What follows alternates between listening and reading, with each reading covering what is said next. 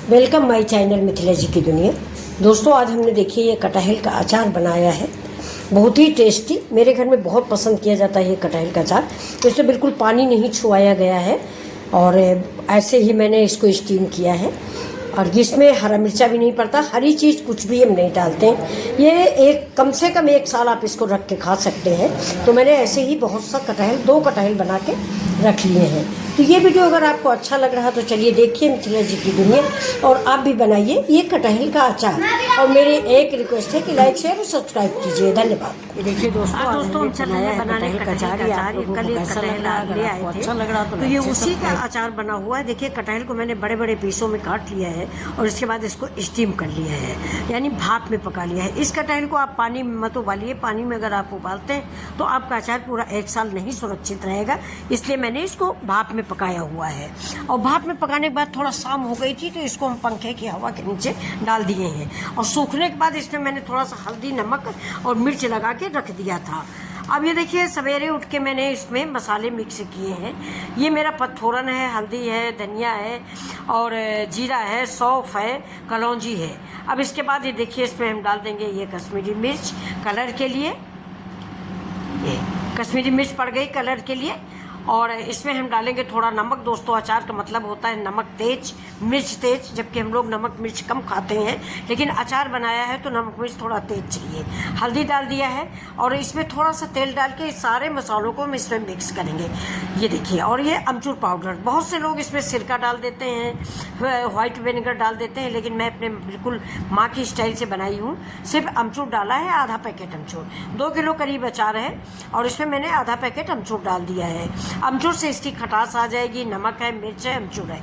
इस अचार की एक वाहवाही ये है फ्रेंड्स कि ये आप सब्जी ना भी बनाएं ना तो दाल चावल रोटी इसके साथ बहुत आसानी से आप खा सकते हैं और बहुत ही अच्छा लगता है। मेरे घर में तो ये सबको बहुत पसंद है। मैंने एक कटहल का और बना के रखा, वो तो खाया जाने लगा है। ये दूसरा कटहल है। और इसका अचार, एक चीज़ और याद रखिएगा, इसका अचार हमेशा इसी जुलाई के महीने में बनता है, यानी हिंदी का आषाढ़ महीना, जब कटहल पेड़ पे पकने लगता है। तो वो अचार आप 1 साल रख सकते हैं। अगर आप मई में ही कटहल का अचार बना लेते हैं, जब कटहल थोड़ा बच्चा होता है, तो वो अचार इंस्टेंट अचार होता है, आप तुरंत खाइए, क्योंकि कटहल कच्चा होता है, वो अचार रुकता नहीं है। इस समय ये जो आषाढ़ वाला कटहल होता है, ये पेड़ में कटहल पकने लगता है। जिसने भी खाया होगा पका कटहल वो जानता होगा। हमारे यहाँ तो वो कटहल की बाग है, हम लोग कटहल पका बहुत खाते हैं। तो पका कटहल जब पकने लगता है पेड़ पर, उस समय आप अचार बनाइए। उस अचार को आप 1 साल 1.5 साल, जब जितने दिन चाहे उतने दिन रख सकते हैं। सफाई का ध्यान रखें, पानी हाथ में ना लगाएं और फिर उस अचार को आप देखें। बिलीव करें आप मुझे कि ये अचार आप 1 साल रख सकते हैं। तो देखिए मैंने थोड़ा तेल डाल दिया है। तेल मैंने इसलिए डाल दिया कि सारे मसाले कटहल में मिक्स हो जाएं, मतलब लपिट जाएं। लिपटे रहेंगे तो अच्छा लगता है। ये देखिए जो कढ़ाई में नीचे रह गया था, वो सारा मसाला मैंने थोड़ा तेल डाल के सारे कटहल में लपेट दिया है। अब ये देखिए, ये कश्मीरी मिर्च थी, इसमें कलर नहीं था। कलर है, कलर के लिए डाली गई है, लेकिन इससे तीखापन नहीं होता और मैं हरा मिर्च भी नहीं डालूंगी। तो मैं इसमें डालूंगी चिली फ्लेक्स, यानी कुटा हुआ मिर्च, थोड़ा सा तीखा होने के लिए। ज़्यादा तीखा हम नहीं खाते, फिर भी थोड़ा तीखा ही अचार अच्छा लगता है। अब सरसों का तेल और डाला गया है। और ये चीज़ आप याद रखिए कि ये अचार में तेल ज़्यादा लगता है। जिस बर्नी में आप भर के रखेंगे उसको आप तेल से ऊपर तक भर दीजिए। फिर ये अचार देखिए 1 साल के पहले ख़राब होने का सवाल ही नहीं। अचार ख़त्म हो जाएगा लेकिन ख़राब नहीं होगा, ये मेरी गारंटी है। अभी देखिए मेरा अचार रेडी हो चुका है। अब इसको आप किसी बर्नी में, इसमें एयर टाइट डिब्बे में भर के रखिए। मैंने तो अपनी बर्नी धुली है और धूप में डाल दिया है, उसमें पानी था। जब उसका पानी सूख जाएगा तभी अचार हम उस पर भरेंगे। तब तक हमें एक प्लास्टिक का सरसों के तेल का डिब्बा है, उसी में भर के इसको हम धूप में रख देंगे। जो बर्नी दोस्तों मैंने धूप में रखी है, उस बर्नी को हम क्या करेंगे कि एक अंगार रखेंगे और उसमें थोड़ी सी हींग डालेंगे और उस बर्नी को उसी में पलट देंगे, जिससे हींग का सारा धुआं उस बर्नी में चला जाए। अब ये मैंने लहसुन आपको दिखाया है कि ये क्लिप मेरी मिस हो गई है। मैंने लहसुन इसमें 1 गांठ पूरी पीस के डाली है। लहसुन का स्वाद भी इसमें बहुत अच्छा लगता है। हरा मिर्चा कतई न डालें, हरा मिर्च से अचार खराब हो जाएगा। और अदरक भी नहीं डालते हैं, हम तो नहीं डालते, आपका मन हो तो आप डालिए। अब ये देखिए मैंने चिली फ्लेक्स डाला है, थोड़ी हींग डालेंगे और बाकी जो बर्नी में हींग का धुआं जाएगा उसे भी इस अचार को हम भर के रख देंगे, तो पूरा साल की और गारंटी हो जाएगी। बर्नी मेरी जैसे सूखेगी वैसे हम हींग का धुआं धोंगाड़ उसमें दे देंगे और हमारी बर्नी हींग का धुआं भर जाएगा। जैसे ही भरेगा वैसे हम ये कटहल का अचार उससे भर देंगे। तो ये देखिए बिल्कुल रेडी हो गया। अब इसका नमक चीख लेते हैं। कम ज़्यादा हो तो आप मिक्स कर लीजिए। आप किसी समय नमक ज़्यादा कम कर सकते हैं। कटहल फिर किसी बर्तन, सूखे बर्तन में पलट लें और नमक डाल दें। ज़्यादा नहीं करें, ज़्यादा हो जाएगा तो फिर अचार अच्छा नहीं लगता। नमक स्वाद के अनुसार ही अच्छा लगता है।